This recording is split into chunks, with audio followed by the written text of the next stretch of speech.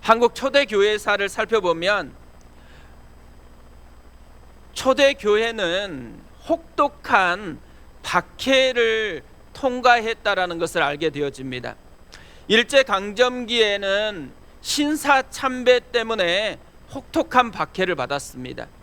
6.25 전쟁 시에도 공산당에게 혹독한 박해를 받았고 많은 순교자들이 나왔습니다. 하지만 이렇게 혹독하게 박해를 받았음에도 불구하고 교회가 무너진 것이 아니고 오히려 반대였습니다. 교회는 점점 더 강하여졌고 점점 더 성장하고 부흥하게 되었다라는 거죠. 이런 혹독한 어려움의 시기인데도 불구하고 어떻게 교회는 더 강하여졌을까? 교회가 가지고 있었던 두 가지 무기가 있었기 때문이라고 합니다. 하나는 십자가를 붙드는 신앙이었습니다. 이 십자가를 붙드는 신앙이 뭐냐면 예수님이 죄인인 우리를 위해서 고난을 당하시고 죽기까지 하셨기 때문에 우리도 주님을 위하여 고난을 당하고 죽는 것도 마땅하다고 여기는 신앙이 있었다라는 거죠. 또 하나는 재림과 천국을 사모하는 신앙이었습니다. 내세를 바라보는 신앙이었다라는 거죠. 그러니까 천국을 사모하는 신앙은 유한한 이 땅에서 살아가는데 주님을 위해서 죽을 수만 있다면 주님과 함께 천국에서 영원히 살게 된다라는 이 신앙을 붙들고 살아갔다라는 거죠. 특별히 지금 고난이 강하면 강할수록, 어려움이 박해가 심하면 심할수록 천국을 사모하는 신앙은 더 강하여졌다라는 거죠. 이것을 잘 보여주는 분이 손양원 목사님이시더라고요. 손양원 목사님은 주님 고대가라는 찬송을 지어서 불렀습니다. 6절까지 있는 찬양인데요, 3절의 가사가 이렇습니다. 먼 하늘 이상한 구름만 떠도 행여나 내 주님 오시는가 해 머리 들고 멀리 멀리 바라보는 맘, 오 주여 언제나 오시렵니까? 얼마나 사모했으면 이상한 구름만 떠도 혹시 주님이 재림하시는 것은 아닌가, 이 간절한 사모함을 가지고서 일상의 삶을 살아갔다라는 거죠. 1940년에 신사참배를 거부하다가 옥살이를 합니다. 43년에 출소했지만 그 후에도 신사참배를 거부하다가 5개월 만에 다시 감옥에 갇혔습니다. 그냥 감옥살이가 아니라 혹독한 고문을 당하면서 감옥살이를 하는데 이때 이 주님 고대가를 지어서 불렀다고 합니다. 이렇게 간절하게 재림에 대한 사모함이 있다가 보니까요, 두 아들이 순교를 당하는 장례식장에서 9가지 감사를 올려드렸습니다. 그 중에 6가지 감사가 이런 내용입니다. 미국 가려고 준비하던 아들이 미국보다 더 좋은 천국 갔으니 내 마음이 안심되어 더욱 감사합니다. 그러니까 사랑하는 두 아들을 잃었어요. 얼마나 어떻게 보면 누구보다도 큰 슬픔이 지배할 것 같은 시간이잖아요. 그런데 슬픔이 아니고 감사를 표현하고 있습니다. 슬픔을 이겨내는 놀라운 능력이 작동하고 있다라는 것이죠. 왜냐하면 이 땅에서 가장 좋은 나라로 여겼던 미국보다도 더 좋은 천국에 갔기 때문에 감사하다라고 이야기하고 있는 거죠. 그러니까 내세에 눈이 떠질 때, 내세에 대한 가치를 알게 되어지면 이 땅에 있는 어려움을 뛰어넘을 수 있는 능력이 있다라는 거죠. 다른 삶을 살아갈 수 있는 능력이 있다라는 거예요. 이 땅에 있는 모든 슬픔, 아무리 큰 슬픔일지라도 이 슬픔 속에서도 감사할 수 있는 놀라운 능력이 생기게 되어진다라는 것이죠. 오늘 말씀은 십자가에서 말씀하신 예수님의 두 번째 말씀입니다. 같이 십자가에 달려있던 두 강도 중에 하나가 예수여 당신의 나라에 임하실 때에 나를 기억하소서 요청을 했습니다. 그러자 예수님께서 이렇게 대답했습니다. 내가 진실로 내게 이르노니 오늘 네가 나와 함께 낙원에 있으리라. 구원의 언어를 선포하셨죠. 구원의 언어일 뿐만 아니라 내세의 신앙을 깨우는 언어를 예수님께서 선포하고 있는 것입니다. 저는 오늘 말씀을 묵상하다가 발견한 게 있습니다. 오늘 말씀을 자세히 묵상해 보면 두 개의 갈망이 충돌하고 있다는 것을 발견하게 되어집니다. 하나는 이 땅에서 살고 싶은 갈망이에요. 또 하나는 이 땅이 아닌 천국에서 살고 싶은 갈망입니다. 현세에 사로잡힌 삶하고 내세에 눈이 뜬 삶의 충돌이 일어나고 있는 거죠. 이것을 어떻게 할 수 있냐면 예수님이 십자가에 달린 그 현장에 있었던 사람들의 논쟁을 보면 알 수 있습니다. 이들의 논쟁의 주제는 구원이라는 주제였습니다. 먼저 관리들이 비웃으면서 이렇게 얘기했습니다. 저가 남을 구원하였으니 만일 하나님의 택하신 자 그리스도이면 자신도 구원할지어다. 그러자 옆에 있던 군인들은 희롱하면서 이렇게 말했습니다. 네가 만일 유대인의 왕이면 네가 너를 구원하라. 그리고 예수님과 함께 십자가에 달려 있었던 강도 중에 하나는 비방하면서 이렇게 말했습니다. 네가 그리스도가 아니냐? 너와 우리를 구원하라. 각각 표현들은 조금 다르지만 공통된 단어가 있죠. 구원이라는 단어입니다. 관리도 구원하라 그러고 로마 군인들도 구원하라 그러고 강도도 지금 구원하라고 얘기를 하고 있어요. 그런데 이들이 말하는 구원은 어떤 구원이에요? 십자가에서 죽지 말고 이 땅에서 살아가자라는 구원이에요. 육신이 살아나는 구원을 이야기하고 있는 것입니다. 이들은 죽는 것보다는 그래도 이 땅에서 사는 것이 더 낫다라는, 이 땅에서 살고 싶은 갈망이 더 컸다라는 것이죠. 내세보다는 현세를 추구하는 것이에요. 그러니까 내세에 대한 신앙을 전혀 갖지 못하고 잃어버린 채로 살아가고 있는 모습이라는 거죠. 반면에 단 한 사람, 그것도 십자가에 달려 있었던 강도는 달랐습니다. 42절에 이렇게 되어 있습니다. 이르되 예수여 당신의 나라에 임하실 때에 나를 기억하소서 하니, 십자가에서 내려와서 지금 살고 싶다라는 게 아니에요.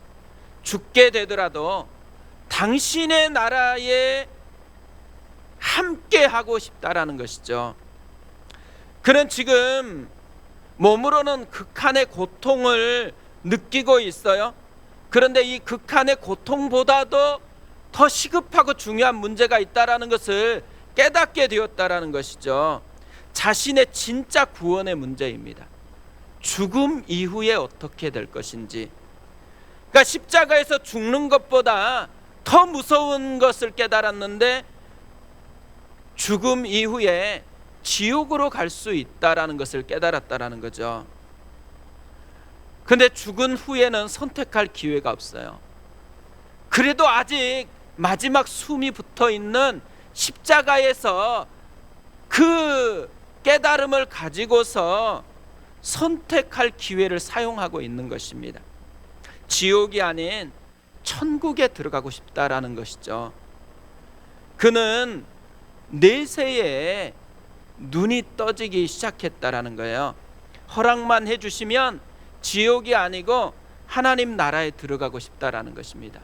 허락만 해주시면 하나님 나라의 백성으로 살고 싶다라는 거죠. 허락만 해주시면 하나님의 자녀로 살고 싶다라는 갈망을 표현했습니다. 그러자 예수님께서 이렇게 대답해 주셨습니다. 43절에 보세요. 예수께서 이르시되 내가 진실로 내게 이르노니 오늘 내가 나와 함께 낙원에 있으리라 하시니라. 오늘 내가 나와 함께 낙원에 있으리라. 이 강도의 간절한 소망을 주님이 들어주셨다라는 것이죠. 찰스 스펄전은 이 모습을 보고 이 강도가 지상에서 주님의 마지막 동반자였고 낙원에 함께 들어간 최초의 동반자였다라고 표현을 했습니다.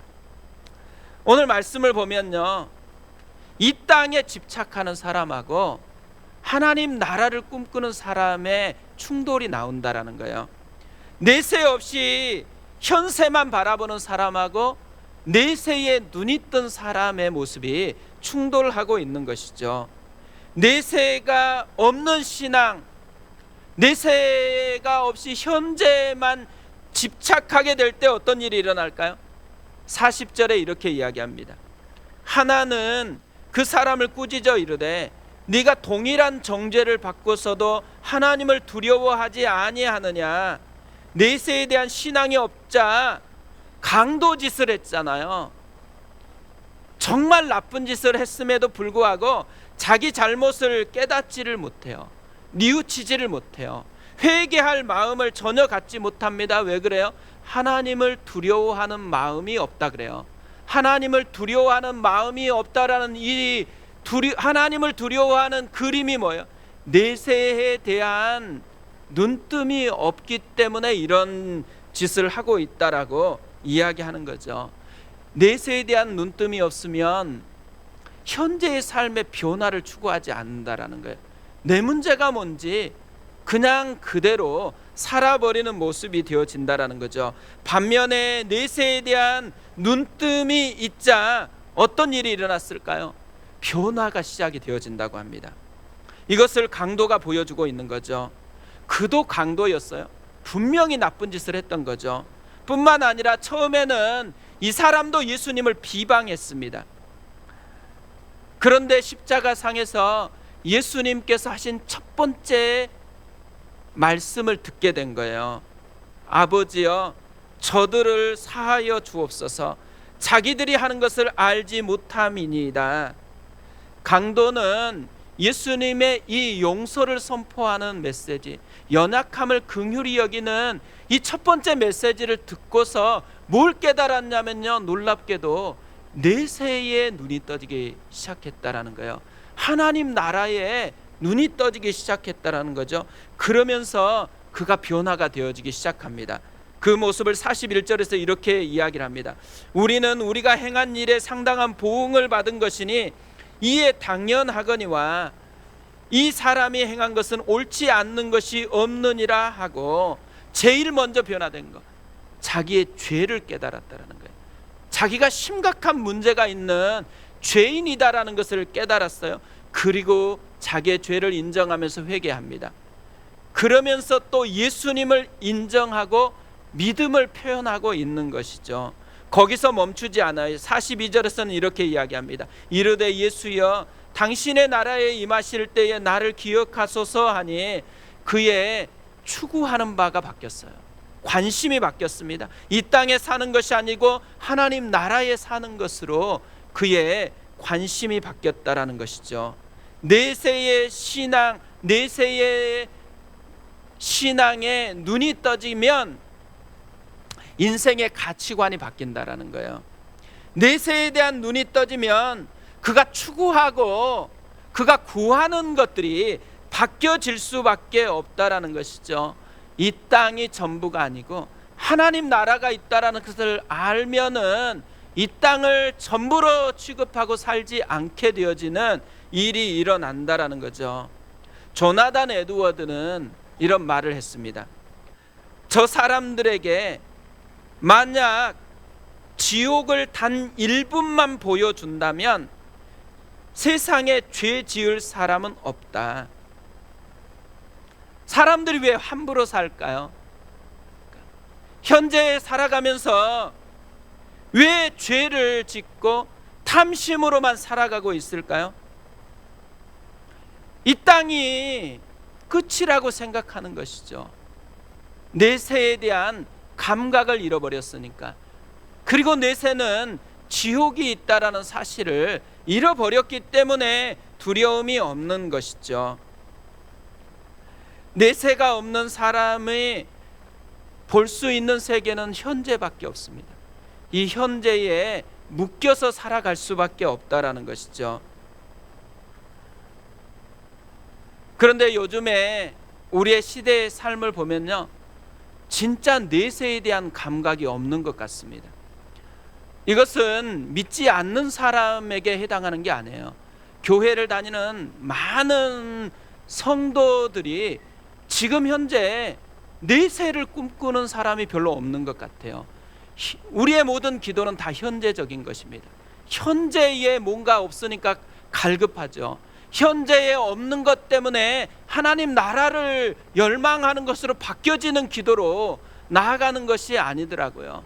그래서 스트레스를 받고, 그래서 고난을 당한다라고 여기는 것들이 많아요. 그런데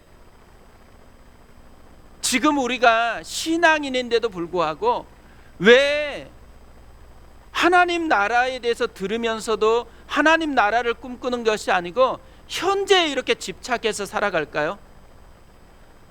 저는 하나님 나라가 어떤 것인지를 모르기 때문이라고 생각합니다. 하나님 나라가 얼마나 가치 있는 것인지를 모르는 거예요. 현재와 비교해서 하나님 나라의 가치를 모르기 때문에 현재에만 집중되어진 채로 우리도 살아버리는 모습이 있다라는 것이죠. 한번 생각해 보세요. 오늘 이 새벽에 우리가 예배를 드리고 있는 이 자리에 예수님이 오셨습니다. 그리고는 우리 한 사람 한 사람에게 상담을 하는 거예요. 우리 이제 제일 앞에 우리 하성조 선장님이 계십니다. 하성조 선장님에게 예수님이 물으시는 거예요. 집 재산이 얼마 정도 되니? 그럼 이제 집은 얼마고 뭐 재산 통장에는 뭐가 있고 다 얘기했어요. 그러자 그래, 그럼 그거 다 팔아가지고 빨리 교회에 헌금해라. 그러면 어떤 마음이 들까요? 엄청 당황스럽겠죠. 순간적으로 가지고 있었던 재산이 더 아까워질 거예요? 그것뿐 아니죠. 마음이 불편해질 거예요. 그러면서 어떻게 생각해요? 이분은 절대 예수님일 리가 없다고 생각할 거예요. 예수님이면 그렇게 과한 요구를 할 뿐이 아니다라고 여길 거예요. 근데 예수님이 과연 그랬을까요? 예수님은 그렇지 않았습니다. 부자 청년에게 네가 가지고 있는 재산 다 팔아서 가난한 자들에게 나누어 주고 나를 따르라고 그렇게 요구했습니다. 여기까지만 딱 끝났으면 얼마나 비참해요. 힘들 거예요. 그런데요, 이렇게 당황하고 있을 때 예수님이 한마디를 더 추가를 했어요. 그렇게 다 팔아서 교회에 헌금하면 내가 오늘 당장 롯데 잠실 타워를 너한테 줄게. 그러면 어떻게 돼요? 완전히 생각이 바뀌기 시작할 거예요. 계산해 보아도 내가 가지고 있는 재산하고 롯데의 타워는 비교가 안 되는 것이잖아요. 그러니까 이제까지는 아까웠거든요. 그런데 롯데 잠실타워 준다라는 얘기 딱 들으면 어때요? 하나도 아깝지 않아요. 빨리 팔아버리고 그것을 소유하려고 아마 열심을 내게 될 거라는 거죠. 강도가 발견한 게 뭐였을까요? 강도가 깨달은 것은 하나님 나라의 가치가 현재에 있는 가치와 비교할 수 없이 존귀하다라는 거예요. 더 놀랍다라는 것을 깨달았다라는 거죠. 천국의 가치에 눈이 떠졌다라는 것입니다. 예수님은 천국은 보화를 발견하는 사람과 같다라고 얘기했습니다. 내세에 눈뜬 신앙은 결국 보화를 발견하는 사람과 같은 신앙인 거죠. 주님께서 우리에게 주고 싶어 하는 것, 보화를 발견한 사람과 같은 삶을 경험하라는 거예요. 이 땅을 살아가는데 조금 헌신하다 보니까 아까워요. 내가 너무 많은 것을 헌신하는 것 같아요. 왜 그래요? 헌신만 보지 그 헌신 이후에 따라올 놀라운 하나님의 가치를 모르는 거예요. 그런데 만약 하나님이 주고자 하는 놀라운 가치에 눈이 떠졌다고 생각해 보세요. 그러면 오늘부터 헌신하는 것이 재밌을 거예요. 이것 해보고 더 놀라운 것이 주어진다 그러면 이것도 하고 저것도 하고 많은 것들을 하려고 하겠죠. 어떻게 하려고 그래? 기쁨으로, 즐거움으로 이렇게 주 앞에 나아가는 삶이 되어질 거라는 거죠. 오늘 십자가상에서 예수님은 두 번째로 말씀을 하셨어요. 오늘 내가 나와 함께 낙원에 있으리라. 이건 단지 강도에게 한 말이 아닙니다. 오늘 현세를 살아가는 우리에게 하신 말이죠. 내세의 신앙에 눈이 떠지라는 거예요. 하나님 나라의 가치에 눈이 떠지라는 거예요. 그 가치로 현재를 비교해서 현재 내가 어떻게 살아갈 것인지를 다시 깨닫고 현재를 기쁨으로 살아가는 삶을 누리라는 것이죠. 이것이 예수님의 두 번째 십자가상에서 말씀하신 가상칠언의 초대였습니다. 땅만 보지 말고 하늘을 보는 삶을 살았으면 좋겠습니다. 현재만 보지 말고 내세를 바라보는 신앙으로 살아갔으면 좋겠습니다. 그리고 무엇보다 우리가 우리의 자녀들에게 물려줘야 될 신앙이 이것입니다. 십자가 신앙과 내세에 눈이 뜬 신앙이죠. 우리의 선배들이 피를 통해서 이것을 우리에게 전수했던 것처럼 우리도 우리 아이들에게 이 내세의 신앙을 전수하는 그 삶을 이어갔으면 좋겠습니다.